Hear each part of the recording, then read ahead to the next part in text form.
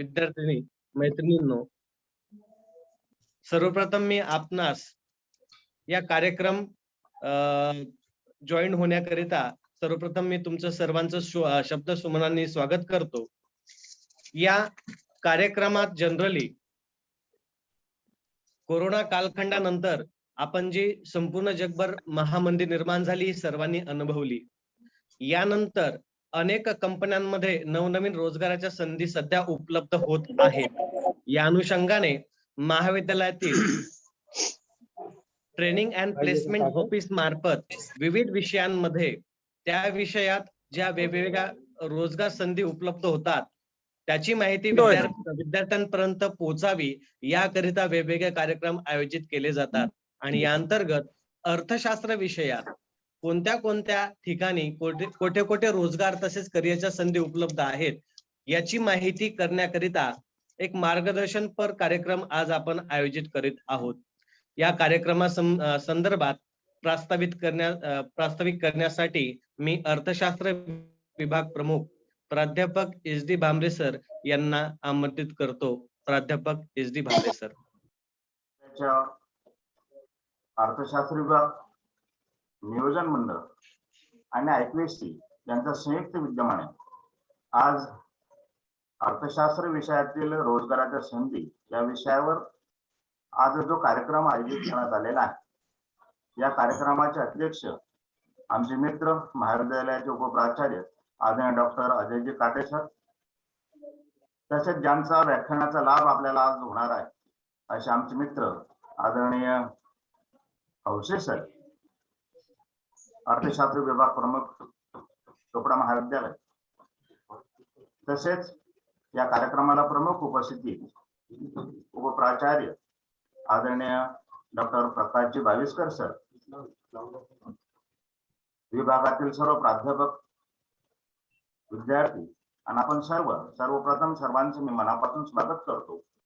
आणि नियोजन मंडळाअंतर्गत जे विविध कार्यक्रम या महाविद्यालयामध्ये घेतले जातात, या कार्यक्रमाचा उद्देश म्हणजे विद्यार्थ्यांचा व्यक्तिमत्व विकास हा चांगल्या पद्धतीने व्हावा आणि अर्थशास्त्राच्या विषयातील काय रोजगाराच्या संधी विविध क्षेत्रामध्ये उपलब्ध आहेत, अर्थशास्त्र विषयामध्ये जे विद्यार्थ्यांच्या मनामध्ये जे विविध शंका आहेत त्याची योग्य त्या पद्धतीने निरसन व्हावं या दृष्टिकोनातून आज हा व्याख्यानाचा आपण कार्यक्रम आयोजित केलेला आहे. महाविद्यालयाच्या वतीनं, नियोजन मंडळाच्या वतीनं विविध कार्यक्रमांचं आयोजन आम्ही प्रत्येक वर्षी करत राहतो. त्याचाच आज परिपाक म्हणून आजचं पुष्प आदरणीय डॉक्टर हौसे सर आज गुंफणार आहे.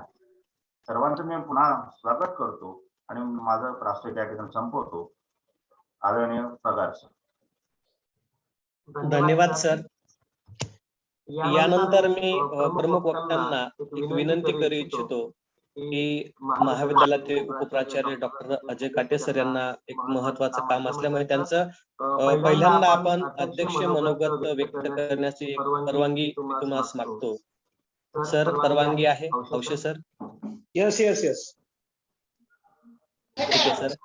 यानंतर या कार्यक्रमासाठी अध्यक्ष म्हणून लाभलेले IQSC समन्वयक डॉक्टर अजय V काटे सर यांना मी विनंती करतो की त्यांनी आपले मनोगत व्यक्त करावे. डॉक्टर काटे सर.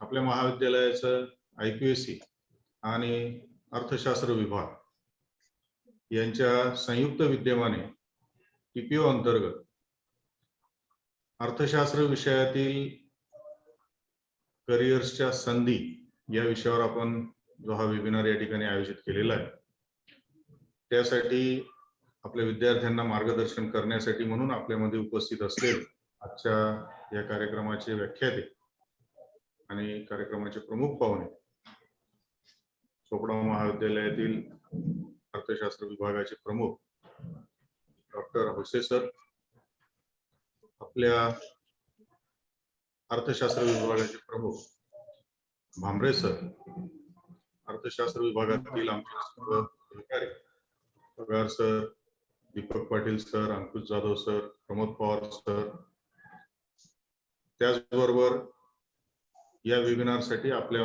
बरोबर या ठिकाणी व्हर्च्युअली उपस्थित असलेले आमच्या महाविद्यालयाचे आमचे ज्येष्ठ बंधू उपप्राचार्य डॉक्टर भाविस्कर सर, त्याचबरोबर सर्व प्राध्यापक बंधू भगिनी आणि विद्यार्थी मित्र आणि मैत्रिणी.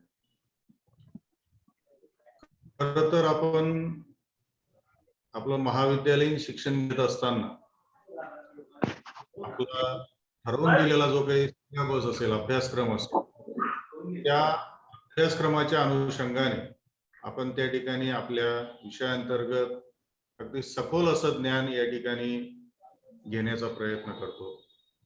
सर्व प्राध्यापक बंधू भगिनी देखील त्या दृष्टिकोनातून आपल्याला जेवढं जास्तीत जास्त या ठिकाणी देता येईल तेवढं देण्याचा प्रयत्न करत असतात.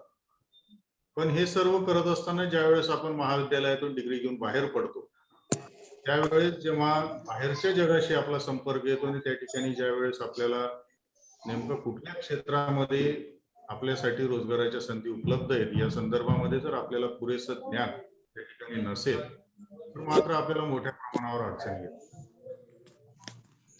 अशा पद्धतीचं आपल्या रोजगाराच्या संधी नेमक्या आपल्या विषयांतर्गत अर्थशास्त्र विषय घेऊन आपण जर आपली पदवी गेलेली असेल, आपण पदव्युत्तर शिक्षण आपलं झालेलं असेल, त्या ठिकाणी रोजगाराच्या संधी उपलब्ध होऊ शकतात. आपण कुठल्या कुठल्या बाबतीमध्ये चांगल्या पद्धतीचं करिअर करू शकतो या संदर्भातलं एक मार्गदर्शन आपल्या विद्यार्थ्यांना या ठिकाणी उपलब्ध असावं. खरं तर आजच्या या कार्यक्रमाचं आयोजन या ठिकाणी आपण करतोय. खरं तर 2 वर्षांपूर्वी सुरू केलं आणि ज्या अंतर्गत प्रत्येक विभागामध्ये त्याचा एक ट्रेनिंग अँड प्लेसमेंट ऑफिसर नेमून आपल्या विद्यार्थ्यांना ते ज्या विषयाची पदवी या ठिकाणी घेत आहेत त्या विषयाच्या अनुषंगाने त्यांच्या रोजगाराच्या संधी नेमक्या कुठे उपलब्ध असतील त्याचं मार्गदर्शन उपलब्ध करून देणं, त्या संदर्भामध्ये त्यांना कुठे प्लेसमेंटसाठी जर आपल्याला शक्य झालं तर आपण त्या ठिकाणी त्यांना सहकार्य करावं या दृष्टीने देखील आपण या टीपीओ अंतर्गत या ठिकाणी काम करत आहोत.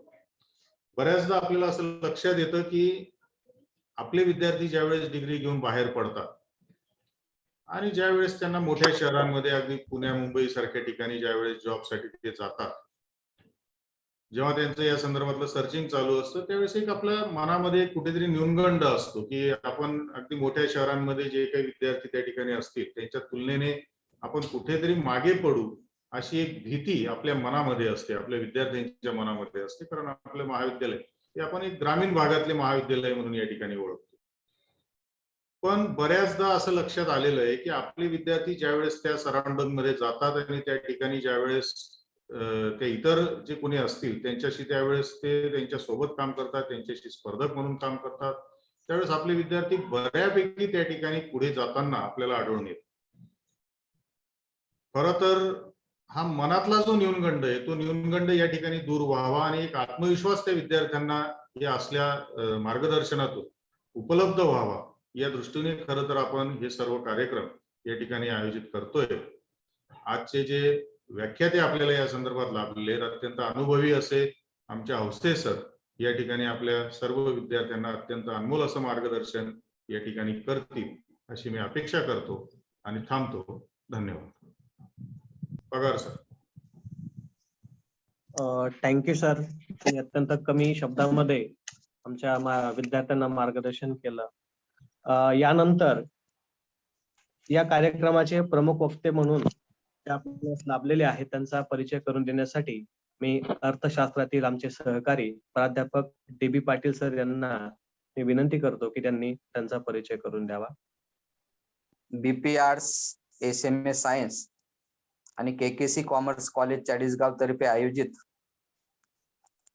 Training and placement cell TPO तसेच अर्थशास्त्र विभाग आणि IQAC यांच्या संयुक्त विद्यमाने अर्थशास्त्रातील रोजगाराच्या संधी या विषयासाठी जे व्याख्याते आपल्याला लाभलेले आहेत ते आमचे परममित्र आदरणीय प्राध्यापक विशाल पांडुरंग हौसे हे ASC कॉलेज चोपडा या ठिकाणी मागील 12 वर्षापासून सहाय्यक प्राध्यापक या पदावर काम करत आहेत. तसेच मागील 2 वर्षापासून त्यांनी अर्थशास्त्रासाठी विभाग प्रमुख म्हणून धुरा सांभाळलेली आहे आणि त्यांच्या काळामध्ये चांगल्या पद्धतीचं काम त्यांनी केलेलं आहे. सरांचे शिक्षण जर बघितलं आपण तर सर MA नेट झालेले आहेत.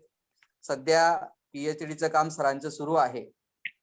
सरांनी वेगवेगळ्या जर्नल्स मध्ये साधारणतः 14 नॅशनल आणि इंटरनॅशनल जर्नल मध्ये आपले लेख प्रकाशित केलेले आहेत.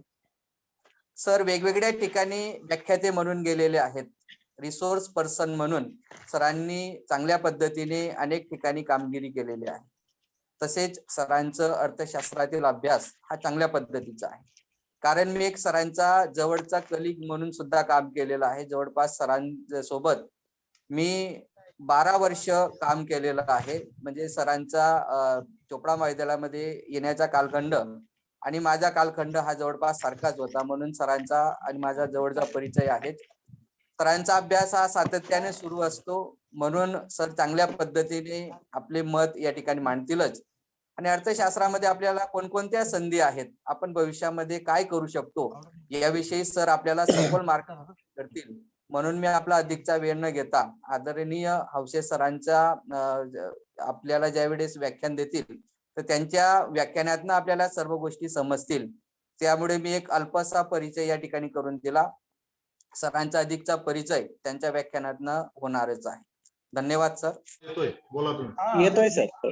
Okay. So training placement office, economics department and IQC यांच्या संयुक्त विद्यमाने आयोजित आजच्या या कार्यक्रमाचे अध्यक्ष आणि आमचे परममित्र डॉक्टर AV काटे सर, जे स्वतः IQC चे कोऑर्डिनेटर म्हणून काम करतायत, आमचे खूप जवळचे सहकारी आहेत. आजच्या कार्यक्रमाचे प्रमुख पाहुणे डॉक्टर PS बाविस्कर सर, माझे सहकारी आणि अर्थशास्त्र विभाग प्रमुख doctor Bhamre sir, Deepak Patil sir, अर्थशास्त्र व नियोजन मंडळाचे सर्व पदाधिकारी आणि या छोट्याशा व्याख्यानासाठी उपस्थित असलेले जळेसगाव आणि माझ्या महाविद्यालयातील सर्व माझे मित्र आणि मैत्रिणींना. बेसिकली जसे की आपणा सर्वांना माहिती आहे की मागच्या 2 वर्षांमध्ये फक्त 2च गोष्टी जास्त चर्चेला गेल्या. एक म्हणजे कोरोना आणि एक म्हणजे भारतीय अर्थव्यवस्था होय. आणि मग या गोष्टीवरूनच, या बाबीवरूनच एक बाब अधोरेखित होते ती अशी की आपला जो विषय आहे त्याचं महत्व किती अनन्यसाधारण स्वरूपाचं आहे. ज्यावेळेस आपण इकॉनॉमीच्या स्टेबिलिटीचा विचार करतो आणि सर्वात प्रथम मला असंही या ठिकाणी म्हणावंसं वाटतं की तुमचं सर्वांचं अभिनंदन यासाठी की तुम्ही इकॉनॉमिक्स या विषयाची निवड केलेली आहे. याचाच अर्थ भविष्यातील करिअरच्या अनुषंगाने जो ट्रॅक आपला असतो तो ट्रॅक तुम्ही 50% ऑलरेडी त्याची बाजी मारलेली आहे. कारण आपल्या करिअरच्या अपब्रिंगिंग मध्ये, इनबिल्ड मध्ये ज्या विषयाचं खूप असं महत्व आहे ते म्हणजे इकॉनॉमिक्स, जे ऑलरेडी तुम्ही चूज केलेलं आहे. आणि ज्यावेळेस आपण एखाद्या गोष्टीची निवड करतो जी योग्य आहे, साहजिकच आपला प्रवास जो आहे तो खूप आनंददायी होणार आहे. मेहनत करावी लागणार आहे, ती गोष्ट वेगळी. ठीक आहे. आता प्रश्न शिल्लक राहतो तो म्हणजे करिअरच्या संदर्भात. आज ज्यावेळेस करिअरचा जो आराखडा आपल्या समोर दिसतो आहे तो डायनामिक इकॉनॉमीचा सेंट्रल पिन पॉइंट आहे. तो अशा अर्थाने की आजची जी अर्थव्यवस्था आहे ती खूप गतिशील आहे. 2000 पासून तर 2021चा हा जो कालखंड आहे तो कपोकल्पित कालखंड म्हणून ओळखला जातो. का? कारण या 20 वर्षाच्या कालखंडांमध्ये होणारे जे स्थित्यंतरे आहेत त्या सर्व स्थित्यंतरांना आपण इझिली ऑब्झर्व करून घेतलेलो आहोत. कारण आदरणीय काटे सर आहेत, ज्यावेळेस 2000चा कालखंड होता त्यावेळेस असणारे मोबाईलची जी क्रांती आहे ती, आणि आज प्रत्येकांच्या, कारण आपलं जे लेक्चर होते ते माध्यमातूनच होते त्या, कारण डिजिटल क्रांती इतकी डायनामिक पद्धतीने वाढलेली आहे. आणि त्याबरोबरच मग साहजिकच जे सेक्टर वाढतं त्या ठिकाणी एम्प्लॉयमेंट आणि रोजगाराच्या संधी देखील खूप आपल्याला दिसून येतात. आता ज्यावेळेस आपण करिअरच्या अनुषंगाने विचार करतो त्यावेळेस 3 पॅरामीटर किंवा 3 अप्रोचेस या ठिकाणी आपल्याला सांगावेसे वाटतात की ज्याने इकॉनॉमिक्स हा विषय घेतलेला आहे तर त्या इकॉनॉमिक्स विषयाच्या आधारावर तुम्हाला मल्टी डायमेन्शनल प्रोग्रेस करता येऊ शकते. हे केवळ फक्त इकॉनॉमिक्स हा विषय घेणाऱ्यांच्या विद्यार्थ्यांनाच थोडी अनुकूलता असल्याचे आपल्याला दिसते. तर मग ते 3 पॅरामीटर कोणते? तर एक आहे की तुमचं जे अकॅडमिक करिअर आहे ते देखील तुम्हाला त्या ठिकाणी चांगल्या रीतीने वाढवता येऊ शकतं, इकॉनॉमिक्सचा बेस घेऊन. दुसरा आहे कॉम्पिटिटिव्ह एक्झामच्या अनुषंगाने ज्या ज्या ठिकाणी प्रशासकीय सेवा असतात त्या सर्व प्रशासकीय सेवाच्या अंतर्गत ज्या विविध एक्झाम्स होतात, तुम्ही मागच्या द हिंदूच्या अंकाचा कोणताही सिनेरिओ काढून पहा, तर त्या ठिकाणी असणारे इकॉनॉमिक्सचे वेटेज जे आहे ते खूप जास्त आहे. कारण प्रशासकीय सेवेमध्ये गेला तरी देखील तुम्हाला जो मेन ऑब्जेक्टिव्ह तुमचा ठेवायचा आहे तो म्हणजे आपल्या इकॉनॉमिकला स्टेबल कसं राखता येईल याच्या अनुषंगानेच आपल्याला ऍडमिनिस्ट्रेशन करावं लागणार आहे. आणि तिसरा जो पॅरामीटर आहे याचा तिसरा जो अप्रोच आहे तो आहे प्रोफेशनल जॉब्स आपल्याला इकॉनॉमीच्या आधारावरती मिळू शकतात. मी या ठिकाणी रिक्वेस्ट करेल की माझी जर पीपीटी तुम्हाला शेअर करता येत असेल तर प्लीज शेअर कराल का? ओके सर, ओके करतो सर शेअर. ओके, हा ओके. सो ही स्लाइड आपल्याला काय शोज करते तर आपलं जे विजन आहे, second slide sir please, yes okay sir, thank you. तर या ठिकाणी आपलं जे विजन आहे ते विजन 2 अप्रोचच्या साह्याने आहे. ज्याने इकॉनॉमिक्स हा विषय निवडलेला आहे तर त्या इकॉनॉमिक्सच्या अंतर्गत टोटल 47 ब्रांचेस आहेत. इथे आपण काही प्रतिनिधी स्वरूपात काही विषय दिलेले आहेत. ते म्हणजे इकॉनॉमेट्रिक्स आहे, इंटरनॅशनल इकॉनॉमिक्स आहे, मायक्रो इकॉनॉमिक्स आहे, मॅक्रो आहे, पब्लिक फायनान्स आहे, पॉलिटिकल इकॉनॉमी आहे, लेबर इकॉनॉमी आहे, इंडस्ट्रियल आहे, मॅनेजरियल आहे आणि स्टॅटिस्टिकल आहे. तर याचा अर्थ तुमच्या लक्षात येईल की जेवढे अप्रोच हे आपल्या विषयाशी विविध अंगांशी जोडले गेलेले आहेत. आणि मग या अंगांचा पदवी आणि पदव्युत्तर स्तरावर ज्यावेळेस आपण अभ्यास करू, या विषयाची निवड करून याच्यामध्ये ज्ञानार्जन आपण केल्यानंतर आपल्याला जे करिअरच्या ऑप्शन्स किंवा ऑपॉर्च्युनिटी आपल्याला जे ठळकपणे दिसतात ते आपल्याला वाहतूक दळणवळण क्षेत्रांमध्ये आहेत, मार्केटिंगमध्ये आहे, विपणनांमध्ये आहे, फायनान्शियल सेक्टर्समध्ये आहेत. ज्या मोठे मोठे ट्रेड्स कंपनीज असतील किंवा मल्टीनॅशनल कंपनीज असतील किंवा मोठे मोठे जे फायनान्शियल न्यूजपेपर असतील, जसं इंडियन इकॉनॉमी आहे, पुन्हा हिंदुस्थानचं फायनान्शियल स्टेटमेंट आहे, तर त्या ठिकाणी ऍज अ रिपोर्टर म्हणून तुम्ही काम करू शकता. त्याच्यानंतर पर्यटन क्षेत्रांमध्ये तुम्ही अभ्यास करू शकता, नोकरी करू शकता. रिसर्च हा सर्वात महत्वाचा फॅक्टर आपल्या इकॉनॉमीमध्ये आहे. तर रिसर्चच्या आधारे आपल्याला वेगवेगळ्या स्टॅटिस्टिकल डिपार्टमेंट असतील, बँकिंग सेक्टर असतील, MNC म्हणजेच बहुराष्ट्रीय कंपन्या असतील, तर या प्रत्येक सेक्टरमध्ये आपल्याला एक ऑपॉर्च्युनिटी आहे हे आपण या ठिकाणी ओळखून घेतलं पाहिजे. आता या सर्व ऑपॉर्च्युनिटीजचा आपण थोडक्यात ज्या ऑपॉर्च्युनिटीज ज्या ठळकपणे आपल्याला अवेलेबल आहेत त्याच्याबद्दल आपण या ठिकाणी विचार करू. Next slide please.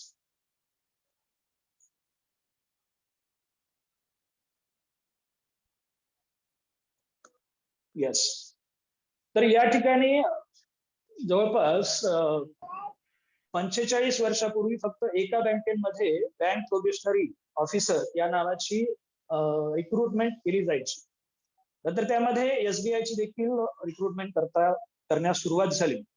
आता या ठिकाणी बँक प्रोबेशनर ऑफिसरचा जो काही सिलेबस असेल तो सिलेबस आपल्या फंडामेंटल इकॉनॉमिक कन्सेप्टशी खूप मिळता जुळता आहे. शिवाय इकॉनॉमिक्स हा असा विषय आहे की त्याच्यामध्ये सातत्याने फ्लक्च्युएशन्स येतात, नवीन कल, नवीन ट्रेंड्स सातत्याने त्यामध्ये घडत असतात.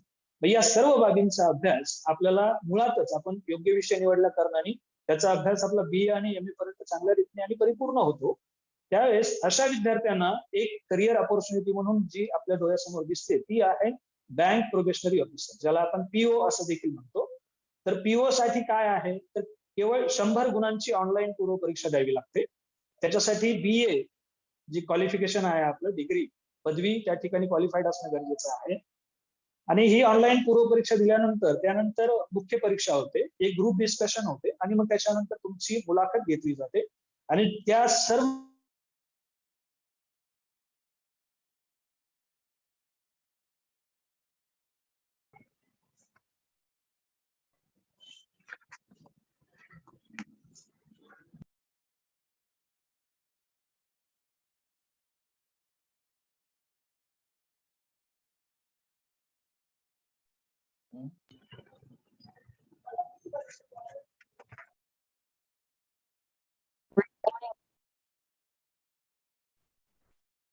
सर आवाज येत नाही सर तुमचा. हॅलो.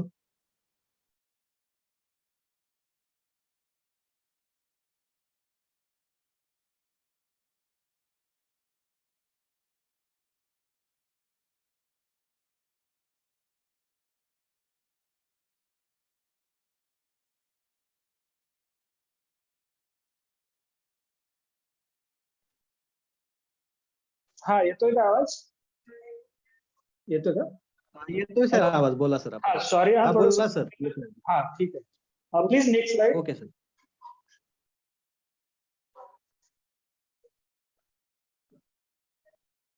ऍग्रिकल्चर रिसर्चरचा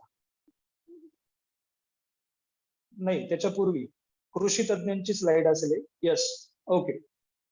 ज्या विद्यार्थ्यांना आता आपण सर्व शेतकऱ्यांची लेकरं आहोत, ज्या विद्यार्थ्यांना ऍग्रिकल्चर मध्ये आवड आहे, ऍग्रिकल्चर मध्ये रिसर्च करण्याची खूप इच्छा आहे, आपल्या जमिनीचा जो काही पॅटर्न आहे किंवा क्रॉप पॅटर्न आहे या संदर्भात जे काही स्थित्यंतरे येतात आणि हवामान आपल्याला साथ देत नाही, याच्यामध्ये जे काही होणारे जे काही स्थित्यंतरे आहेत याच्या संदर्भात कृषी तज्ञ म्हणून, ऍग्रिकल्चर इकॉनॉमिस्ट म्हणून देखील विविध ऑर्गनायझेशन मध्ये पोस्ट असतात. राहुरी कृषी विद्यापीठ आहे, तिथे देखील आपल्याला ऍग्रिकल्चर इकॉनॉमिस्ट म्हणून त्या ठिकाणी काम करण्याची संधी मिळू शकते.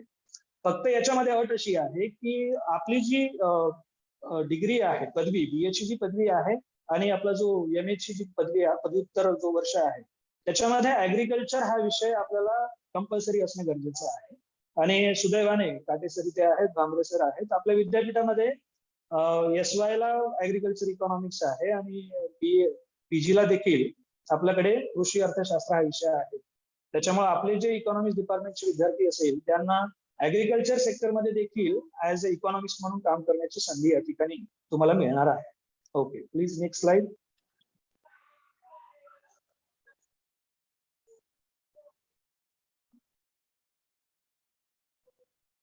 सांख्यिकी विभागाची असेल अगोदर, त्याच्या पूर्वी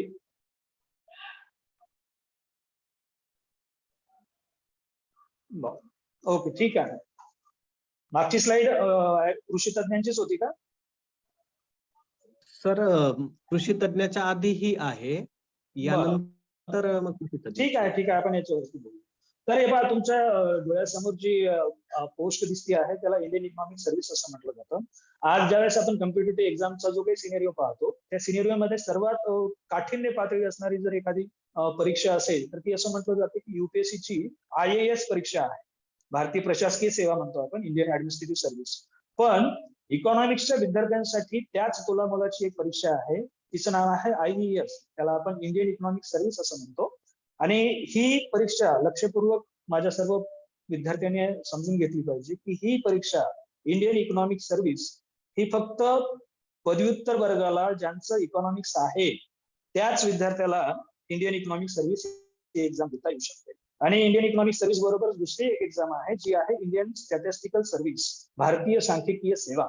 या दोन्ही एक्झाम्स ज्यांचं PG ला, ज्यांचं MA वर्गाला असताना इकॉनॉमिक्स हा विषय असेल, बिझनेस इकॉनॉमिक्स असेल, स्टॅटिस्टिक्स असेल, इकॉनॉमेट्रिक्स असे विषय असतील, तर अशाच विद्यार्थ्यांना इंडियन इकॉनॉमिक सर्व्हिस आणि इंडियन स्टॅटिस्टिकल सर्व्हिस ही एक्झाम देता येऊ शकते. ही एक्झाम UPSC द्वारे वर्षभरातून केवळ एकदाच घेतली जाते आणि त्याचा जो एज क्रायटेरिया आहे तो आहे वयवर्ष 21 ते 31 या वयोगटामधीलच विद्यार्थ्यांना ही एक्झाम आपल्याला अप्लाय करता येऊ शकते. त्यामुळे तुम्हाला सर्वांना माझी अशी विनंती असेल की इंडियन इकॉनॉमिक सर्व्हिस आणि इंडियन स्टॅटिस्टिकल सर्व्हिसचा जर सिलेबस तुम्ही याच वयामध्ये अपलोड करून घेतला आणि त्याचा जर अभ्यास करण्याचा प्रयत्न करा तर मी ऍज अ इकॉनॉमिक्सचा विद्यार्थी म्हणून निश्चितपणे कोणत्याही बॉन्डवर तुम्हाला लिहून द्यायला तयार आहे की तुमची ज्यावेळेस PG डिग्री संपेल त्यावेळेस तुमच्याकडे चांगल्या पद्धतीची पोस्ट तुमच्या हातामध्ये असेल. फक्त त्यासाठी डेडिकेशन, मेहनत आणि आपल्या इकॉनॉमिक्स वरती खूप खूप प्रेम असणं नितांत गरजेचं आहे. Please next slide sir.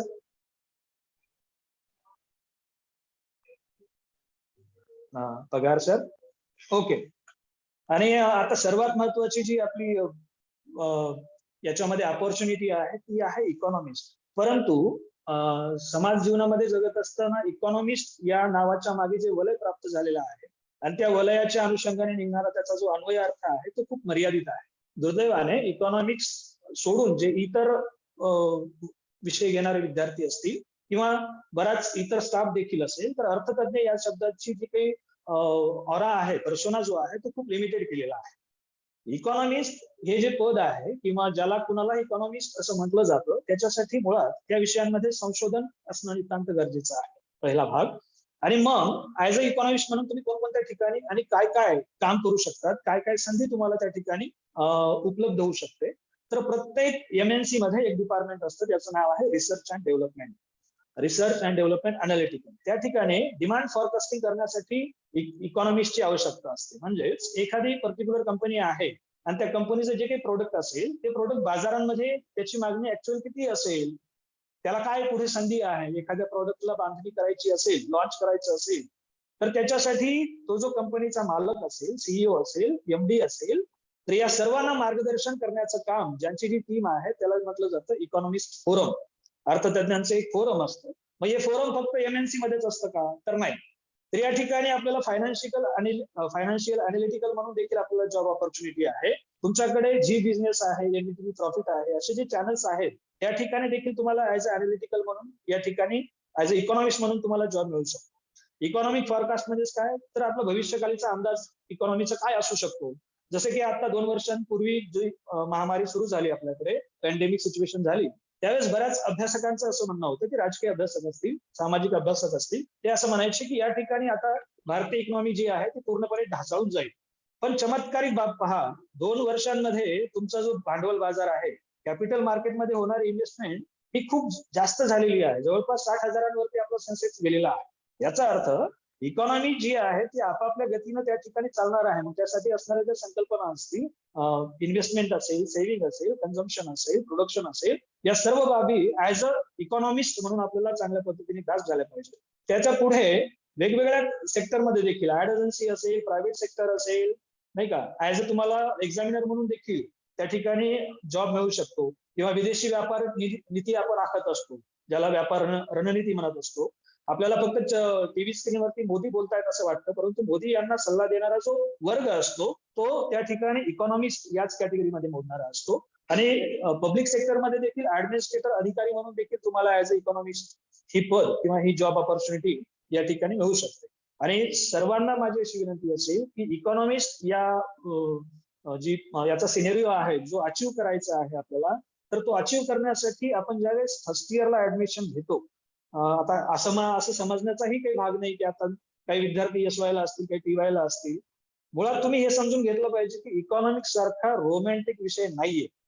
कारण सातत्याने त्यामध्ये बदल होण्याची जर अभ्यासाची सवय आपल्याला लागली तर पहा, ऋतिक रोशन देखील तुम्हाला सांगून गेलेला आहे, तो म्हणजे की आदतेही हमें बनाती.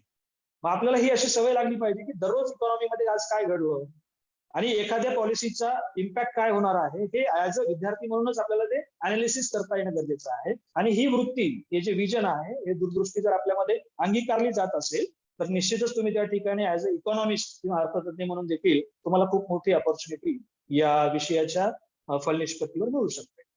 Okay, next slide please.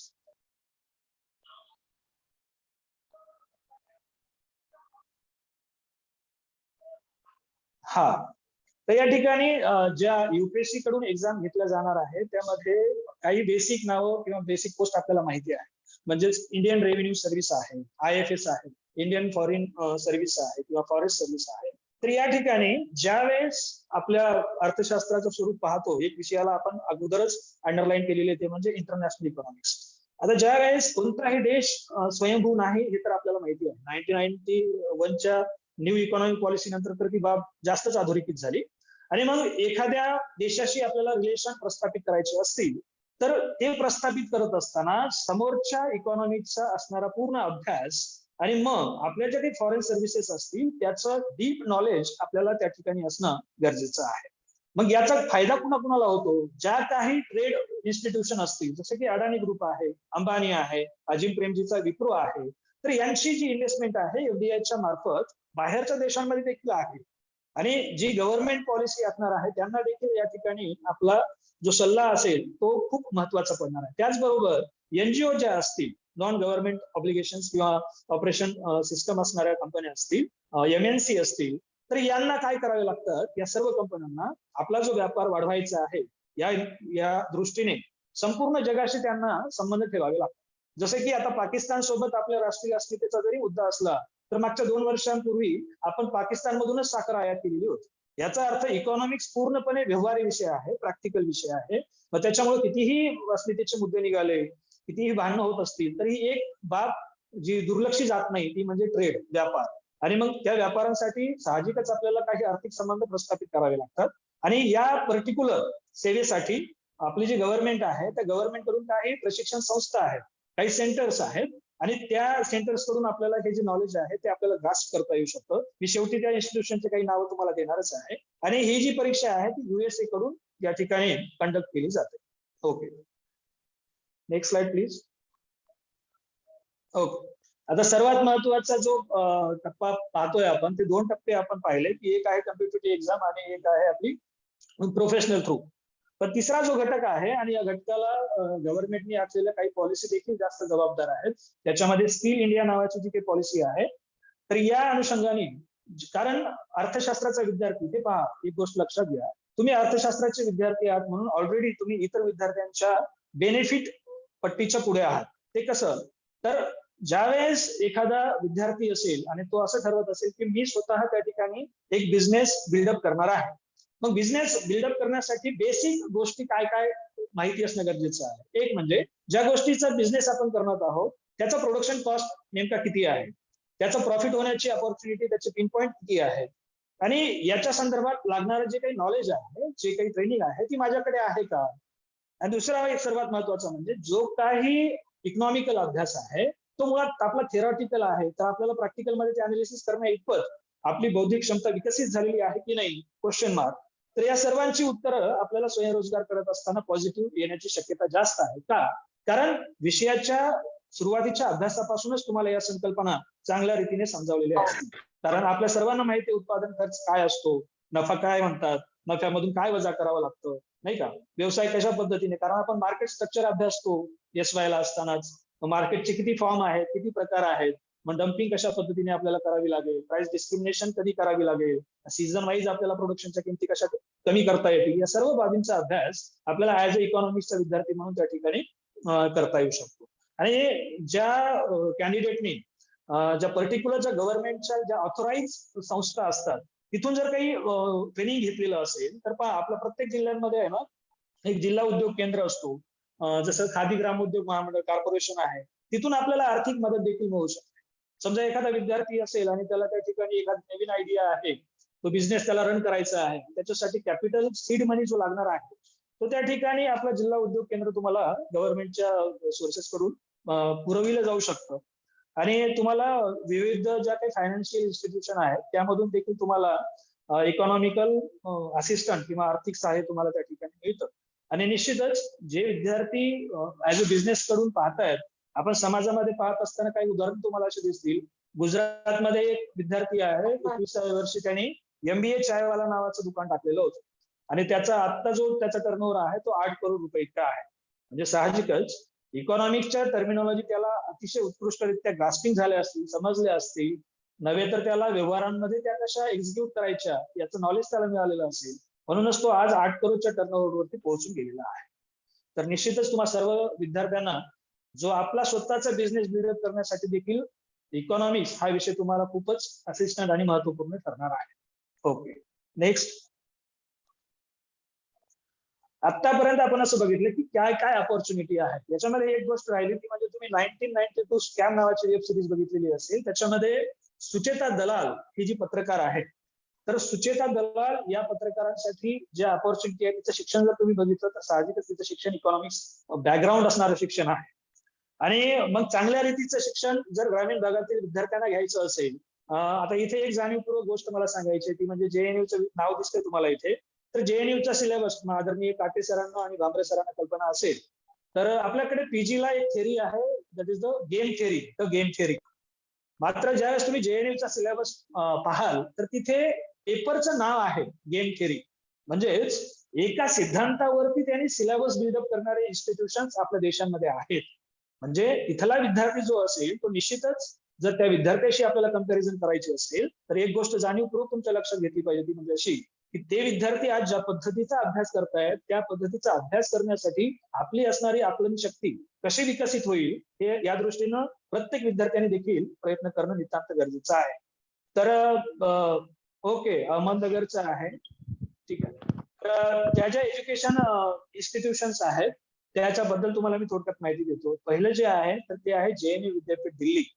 त्याच्यानंतर हैदराबाद युनिव्हर्सिटी आहे, दिल्ली स्कूल ऑफ इकॉनॉमिक्स आहे, इंदिरा गांधी विकास संशोधन संस्था मुंबईची आहे ती, त्याच्यानंतर IIS नावाची संस्था आहे कोलकात्याची, भारतीय सांख्यिकीय संस्था, आणि आपल्या पुण्याची आहे गोखले राजकीय पॉलिटिकल आणि इकॉनॉमिकल इन्स्टिट्यूशन पुणे, आणि Madras school of economics Chennai. आता या ज्या मी तुम्हाला संस्था दिलेल्या आहेत या फक्त काही प्रतिनिधी स्वरूपात आहेत. तुम्ही आणखी तुमच्याकडे सुदैवाने मोबाईल आहे, नेट तुमच्याकडे अवेलेबल आहे, त्यावरती जरी सर्फिंग केली तर तुम्हाला निश्चितच याच्यामध्ये असणाऱ्या या विषयाला धरून पुढे जर आपल्याला जास्त डीप मध्ये अभ्यास करायचा असेल, सखोल अध्ययन करायचं असेल, ज्ञानार्जन कमवायचं असेल, तर तुम्ही या इन्स्टिट्यूशन मध्ये त्यांची एक एक्झाम द्यावी लागते, आणि त्या एक्झामच्या जर तुम्ही क्वालिफाईड झालात तर तुम्हाला चांगल्या पद्धतीची इन्स्टिट्यूशन मध्ये तुम्हाला नॉलेज मिळेल, आणि तुम्ही लवकरात लवकर त्या ठिकाणी चांगली जी अपॉर्च्युनिटी आहे ती ग्रॅब करा. आपल्या खानदेशमधलंच एक उदाहरण मला तुम्हाला या ठिकाणी द्यायचं, ते म्हणजे शरद बाविस्कर. शरद बाविस्कर ज्याची आता नुकतीच घुरा नावाची कादंबरी आलेली आहे, आणि शरद बाविस्कर याचं शिक्षण धुळ्यामध्ये झालं, आणि त्यांनी ती धुळ्यामध्ये असतानाच जितक्या काही लँग्वेजच्या ज्या काही इन्स्टिट्यूशन आहेत त्याचा त्याने अभ्यास केला, आणि ग्रॅज्युएशन संपल्यानंतर तो लखनौला गेला, आणि लखनौ मधून शिक्षण प्राप्त केल्यानंतर लागलेच तो आता म्हणजे फॉरेन सर्व्हिसेस मध्ये देखील काम करायचा. आणि सद्यस्थितीमध्ये JNU ची जर वेबसाईट तुम्ही काढली आणि JNUच्या वेबसाईट मध्ये जाऊन फ्रेंच लँग्वेज डिपार्टमेंटचा जर तुम्ही अकॅडमिक प्रोफाईल बघितली तर त्यामध्ये आपल्या सर्वांना अभिमानाची बाब अशी वाटेल ती म्हणजे आपल्या खानदेशचा जो सुपुत्र आहे तो तिथे आपल्याला ठळकपणे चमकणारा दिसतो त्या फोटोमध्ये. त्याच्यामुळं ज्या विद्यार्थ्यांना फ्युचरमध्ये चांगल्या पद्धतीच्या ऑपॉर्च्युनिटी ग्रॅब करायची असतील तर चांगल्या इन्स्टिट्यूशन मध्ये नॉलेज घेणं हे याच्यासाठीही आपल्याला अत्यावश्यक वाटणं गरजेचं आहे. Okay, please next slide.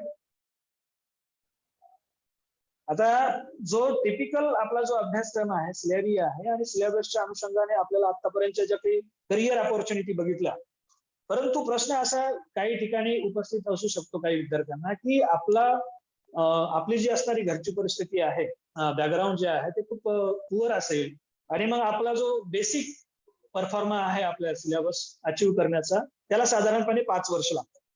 BA ची 3 वर्ष द्यावे लागतात आपल्याला, आणि मग PG ची 2 वर्ष द्यावी लागतात. परत आपल्याला रिसर्च मध्ये जर करिअर करायचं असेल तर रिसर्चसाठी आणखी म्हणजे साधारणपणे 3-4 वर्ष लागतात. परंतु काही विद्यार्थी जे इकॉनॉमिक्सचे ग्रॅज्युएशन नंतर त्यांना घराची जबाबदारी अंगावर पडत असेल तर अशांसाठी काही शॉर्ट टर्म जो सिलेबस आहे, जे कोर्सेस आहेत ते या ठिकाणी तुम्हाला प्रातिनिधिक स्वरूपात मी सांगण्याचा प्रयत्न केलेला आहे. ते म्हणजे Indian school of business management नावाचा एक जो कोर्स आहे तो करता येऊ शकतो, किंवा या ठिकाणी ज्या इन्स्टिट्यूट आहेत त्या ठिकाणी COC मला वाटतं 40गावला पण काही 2-3 COC असतील, आणि DO पण असतील. भांबरे सर आहेत का? ओके, ठीक आहे. करिअर ओरिएंटेड कोर्स आपण प्रत्येक महाविद्यालयांमध्ये सुरू करतो आहोत, की त्याचा फायदा याच्यासाठीच आहे. त्याच्यानंतर advance certificate course in mutual fund आहे, तो देखील तुम्ही कोर्स करू शकता. त्याच्यानंतर advance certificate course in insurance मध्ये आहे, त्या ठिकाणी तुम्ही, हे मी फक्त आता एका इन्स्टिट्यूशनसाठी नाही सांगत, म्हणजे वेगवेगळ्या ज्या फायनान्शियल इन्स्टिट्यूशन असतील, प्रायव्हेट इन्स्टिट्यूशन असतील, गव्हर्नमेंट असतील, NGO असतील इत्यादीमध्ये देखील हा शॉर्ट टर्मचा तुम्हाला अभ्यासक्रम अचीव्ह करून ग्रॅब करून तुम्हाला चांगल्या चांगल्या पद्धतीच्या ऑपॉर्च्युनिटी या ठिकाणी मिळू शकतात. आणि आता जो कल चालू आहे, 2 मिनिटं घेतो मी भांबरे सरांची, थोडीशी शेवटची स्लाइड आहे माझी, तुमची जर परवानगी असेल तर 2-3 मिनिटं आणखी एक्स्ट्रा घेतो मी. भांबरे सर. चालेल. Okay sir, okay. आता सध्याचा जर कल तुम्ही बघताय आणि ज्यांनी जे फायनान्शियल चॅनल्स आहेत त्याच्यावरती जर थोडा बारीक कटाक्ष टाकला असेल विद्यार्थी दशेमध्ये, तर पहा दीपक पाटील सरांनी माझ्या इंट्रोडक्शन मध्ये एक उल्लेख केला की मला 12 वर्ष झाले. 2009 ला मी ज्यावेळेस नोकरी 24व्या वर्षी घेतलेली होती, त्याच 2009 मध्ये एक संकल्पना आलेली होती भांबरे सर, ती म्हणजे क्रिप्टो करन्सी, बिटकॉइन 2009 ला. आणि आतापर्यंत त्याचा जो प्रवास आहे, 2009 मध्ये ज्यांनी बिटकॉइन खरेदी केला त्यावेळेस 125 त्याची जी बेसिक प्राइस व्हॅल्यू होती. परत काय होतं की त्या बिटकॉइनच्या संदर्भात बरेच समज आणि गैरसमज असल्या कारणाने, आणि असाही एक भ्रम होता की यामधली जी इन्व्हेस्टमेंट आहे ही पूर्णपणे तोट्यात जाणारी आहे, आणि सर्वसामान्य गुंतवणूकदार अभ्यासाविना जर गुंतवणूक करत असेल तर साहजिकच तो घाबरतो. परंतु आता सद्यस्थितीमध्ये जर तुम्ही क्रिप्टो करन्सीचा अभ्यास पाहायला सुरुवात केला तर फक्त सुरुवातीला बिटकॉइन होतं, परंतु बिटकॉइन सारखे आणखी कॉइन 17 कॉइन इंडियन मार्केटमध्ये सद्यस्थितीमध्ये रन होत आहे, आणि ते चांगले परतावे पण देत आहे. दुसरा भाग असा की आपल्या RBIने आता एक अध्यादेश जाहीर केला की RBIने असं सांगितलं की तुमचा जो बिटकॉइन आहे याच्यावरती आम्ही कंट्रोल पण नाही करणार आणि तो बंद पण नाही करणार. म्हणजेच आरबीआयला हे लक्षात आलेलं आहे की आपली जी पेपर मनी आहे जी आपण आज वापरतो त्या पेपर मनीवर कधीही मध्यरात्री 8 वाजता येऊन आपल्याला बंदी घालता येऊ शकते. मात्र जी क्रिप्टो करन्सी आहे त्याच्यावरती आपल्याला बंदी घालता नाही येत. कारण त्याचा जो होल्ड करण्याचा जो पॉवर आहे तो इंडिव्हिज्युअल समजा मी आहे आणि आमचे मित्र पगार सर असतील किंवा दीपक पाटील सर असतील, आदरणीय भांबरे सर असतील, तर आमचा जो पैसा फ्लो होतोय तर हा पैसा आमच्या हातांमध्ये आहे. त्याचं नॉलेज आम्हाला असणं हे नितांत गरजेचं हा भाग वेगळा. आणि ज्यावेळेस तुम्ही द हिंदू न्यूजपेपर वाचावं प्रत्येकाने माझी अशी इच्छा आहे, तर त्या आरबीआयच्या गव्हर्नरने असं सांगितलं की आम्ही याला रेग्युलेटिंग करू शकत नाही आणि आम्ही याच्यावरती बंधनही घालणार आता नाही. आता आरबीआयने सर्वसामान्य गुंतवणूकदाराला या 2 वाक्यांमध्ये जो अंतर आहे बिटवीन द लाईन्स त्याच्यामध्ये भीती पण दिलेली आहे. आता ती भीती याच्यासाठी आहे आणि माझा स्वतःचा जो या बिटकॉइनच्या संदर्भातलं जे अनालिसिस मला स्वतःला सांगतं ते असं की इन फ्युचर मध्ये हे तुम्ही गोष्ट लिहून घ्या आताच आणि माझी जर कोटी पडत असेल तर तुम्ही मला असंही सांगा की सर तुम्ही त्या दिवशी खोटं बोलले होते की आता आपल्या गव्हर्नमेंटला आरबीआयच्या मार्फत गव्हर्नमेंटचे काही क्रिप्टो करन्सीज मार्केटमध्ये आणायचे आहे आणि मग गव्हर्नमेंटच्या आणि डोंट टेक अदरवाईज कोणी याला दुसऱ्या अर्थाने नका घ्या, माझं सर्वांसोबतच प्रेम आहे, परंतु गव्हर्नमेंटला जे काही बिटकॉइन्स आणायचे आहेत ते गौतम अडाणी आणि अंबानी ग्रुपचे आणायचे आहेत जेणेकरून त्याचा जो कॅपिटल सिनेरिओ आहे तो काही लोकांच्या हातांमध्ये कंट्रोल होईल. परंतु आता जे काही क्रिप्टो करन्सी चालली आहे त्याच्यावरती फ्लो आहे फक्त आणि फ्लोवरती बंधनं आपल्या होल्ड पॉवरवरती आहे. म्हणजे मी जर या बॉटलमध्ये पाणी नदीतलं भरून घेतलं तर माझ्या हातांमध्ये माझं एवढं होल्ड मनी आहे. तुम्ही कितीही जरी म्हटलं की नदीतलं पाणी जास्त जाणार आहे परंतु माझ्या हातामधलं होल्ड पाणी कुणी काढून घेऊ शकणार नाही. तर असो खूप विषय वास्ट आहे आपला खरं तर, परंतु मर्यादित वेळेमध्ये आपल्याला तो कम्प्लीट करायचा आहे आणि असंही म्हटलेलं जातं हिंदीमध्ये गागर में सागर. जर गागरीमध्ये सागराचं महत्व आपल्याला बंदिस्त करता येत असेल तर त्याला त्या ठिकाणी त्याचं कौशल्य आहे असं समजलं जातं. या ठिकाणी ट्रेनिंग प्लेसमेंट ऑफिस इकॉनॉमिक्स आणि आयक्यूसी यांनी या सदर कार्यक्रमांमध्ये मला प्रमुख वक्ता म्हणून बोलवलं, माझ्यावरती प्रेम आणि विश्वास दाखवला असे आमचे आदरणीय भांबरे सर यांचेही मी या संधीचा फायदा घेऊन त्यांचे आभार मानतो. माझे प्रिय मित्र काटे सर आणि मार्गदर्शक आमचे सर्वांचेच अर्थशास्त्र परिवारामध्ये आपण सर्वांचे ऋणानुबंध खूप घट्ट आहेत आणि या प्रेमामुळेच आपण मला या ठिकाणी इन्व्हाइट केलं. या सर्व संधीचा फायदा घेऊन मी आपण सर्वांचे आभार मानतो आणि थांबतो. धन्यवाद. सहकारी प्राध्यापक अंकुश जाधव सर यांना निमंत्रित करतो. प्राध्यापक जाधव सर. नमस्कार. आजच्या या करिअर ऑपॉर्च्युनिटी इन इकॉनॉमिक्स या कार्यक्रमासाठी उपस्थित असलेले आपल्या महाविद्यालयाचे उपप्राचार्य डॉक्टर ए.व्ही. काटे सर. काटे सरांनी आपल्याला अगदी मोलाचं मार्गदर्शन केलं त्याबद्दल मी अर्थशास्त्र विभागाच्या वतीने काटे सरांचे आभार मानतो. तसेच आपल्याला करिअर ऑपॉर्च्युनिटीज इन इकॉनॉमिक्स या विषयावर जे प्रमुख वक्ते लाभले प्राध्यापक विशाल हौसे सर यांनी आपल्याला अगदी मोलाचं मार्गदर्शन केलं. विद्यार्थ्यांना कोणकोणत्या रोजगाराच्या संधी आहेत, विद्यार्थ्यांनी कोणकोणते कोर्सेस केले पाहिजे यावर आपल्याला त्यांनी सखोल मार्गदर्शन केलं. त्यामुळे मी अर्थशास्त्र विभागाच्या वतीने त्यांचे आभार मानतो. तसेच या कार्यक्रमासाठी उपस्थित असलेले सर्व पार्टिसिपंट्स आपण सहभागी झालात त्याबद्दल आपलेही मी मनपूर्वक आभार मानतो आणि हा कार्यक्रम अध्यक्षांच्या परवानगीने संपन्न झाला असं मी जाहीर करतो.